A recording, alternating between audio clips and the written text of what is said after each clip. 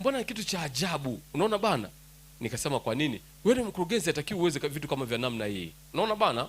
Kwa hiyo sasa ina maana kama ningesikiliza yale maneno ya yule jamaa, yule dada, ningekata tamaa.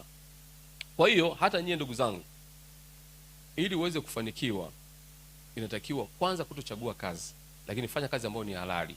Lakini mmoja pia mheshimu Mungu. Katika kazi za kufanya, kazi ziko nyingi sana. Tujuzi tulikuwa Njombe hata hapo pale, waelezea kuhusiana na vitu vingi kama utengenezaji wa sabuni. Mke wangu alisha kutengeneza sabuni, alipata wateja wengi sana na fedha alipata nyingi sana. Ila bahati mbaya tuko busy.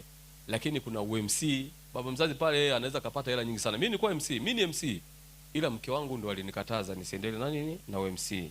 Kwa sababu siku moja walinizogoa. Nilifanyia uwanja wa Mkapa pale, ukumbi wa Mkapa. Sasa ukumbi wa Mkapa pale, ile sherehe niliombwa niendeshe kisabato. Katika kuendesha kisabato nikabana, amna nyimbo hata kidogo. Sasa wale wanakamati wale walikuwa si wa sabato, wakaanza kuniambia wewe tokea mbio nizunguka. Nikamwambia amna, nikakaza kabisa. Sasa baada ya kukaza wakaanza yani kwambia lione hili. Sasa kumbe rafiki yake na mke wangu yuko mle ndani, ambao anaendaga kwenye mkutano labda Dodoma wapi, wakaanza kumtumia message, yani shemeji yuko anazalaulika unaona bwana. Yani anazalaulika sio nini na nini, yani unamzogoa. Nakwambia tukupi tena, nakwambia sherehe zingine upate wewe. Nikakaza kabisa. Mwisho sasa wa sherehe wakati tunakula chakula nikatoa namba zangu za simu. Nikasema namba ya simu hii hapa, tuma message. Kama MC amekuboa mponde, kama chakula cha baridi kiponde, kama maharusi hawajapendeza waponde. Basi baadaye nikashika ile simu, nikaanza kusoma. Ya sasa nimeshika message kutoka kwa Mariam. Mariam yeye anapatikana pale Uyole Mbeya. Mariam anasema kwamba hongera sana MC. Kumbe sherehe za kisabato zinawezekana bila kucheza. Hongera sana. Baada ya kutoka kwa Mariam tunaenda kwa John Jackson toka kule Mbalizi Mbeya. Yeye anasema kwamba maharusi kwa kweli imependeza sana, hongereni sana.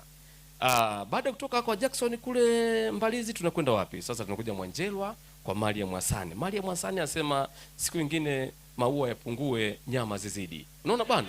Kwa hiyo watu wakafurahi.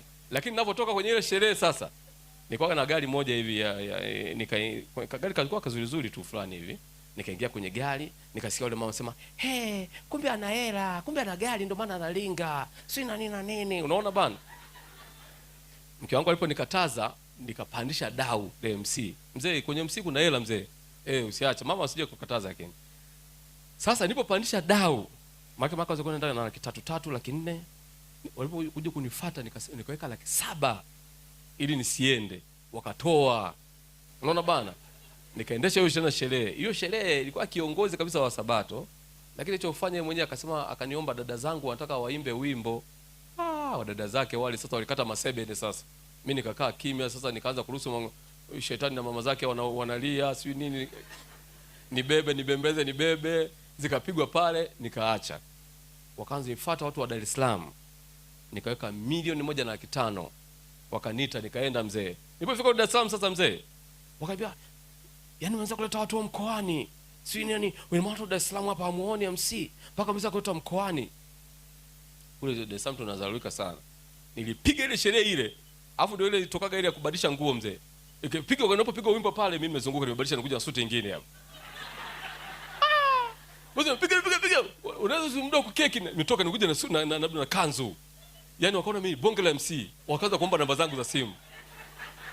Nikaanza kusafirishwa sasa kutoka Dar es Salaam, kutoka Makongo Mbeya mpaka Mwanza. Yaani natoka hapa napanda ndege, nikifika Mwanza pale kutoka watu wa Dar es Salaam wananipokea Mwanza kwa ndege. Unaona bana? Kwa hiyo nikawa nalipo tena fedha nyingi. Ila sasa mambo yalikuwa busy, nikawa nimefanya nimeacha. Kwa hiyo fedha jinsi ya kuzitafuta ni yani ziko aina nyingi. Sawa jamani kuna kutengeneza sabuni, kuna kuzungusha sijui nini, kuna siku hizi kuna winga, sio hata mawinga sijui. Sino cheki bana. Kwa hiyo kuna vitu mbalimbali. Yaani viko vitu vingi jamani ambavyo tukipata muda siku nyingine, sawa hata wewe ukipata nafasi wewe mwenyewe binafsi, tunaweza tukawasiliana, tukaelekezana. Haitaki sisi tuwe vichwa, sisi tuwe mkia, sisi tuwe vichwa. Na ndio maana mimi saizi nikipita sehemu jamani, napigiwa saluti. Sijui unajua ni kiongozi wa nchi na serikali. Tunatakiwa sisi tupigiwe nini? Saluti. tuheshimiwe. Amina jamani.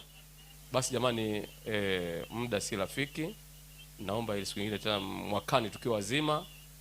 Baba mzazi MC pale aliniomba ni support kidogo sherehe ya leo. Basi nimewachangia shilingi 500. Amina jamani. Na mimi nimeshajipendekeza tayari itakuwa mlezi wa vijana tukiwa wazima. Sasa hapo niombee sasa ili mwakani tena nifike mwezi wa 12. Sawa baba mzazi. Ili ni mwakani Mungu anisaidie nifike mwezi wa 12 tuje tujumuike kwa pamoja. Mungu awabariki sana. Asanteni kwa kusikiliza. Muwe na siku njema. Asanteni sana.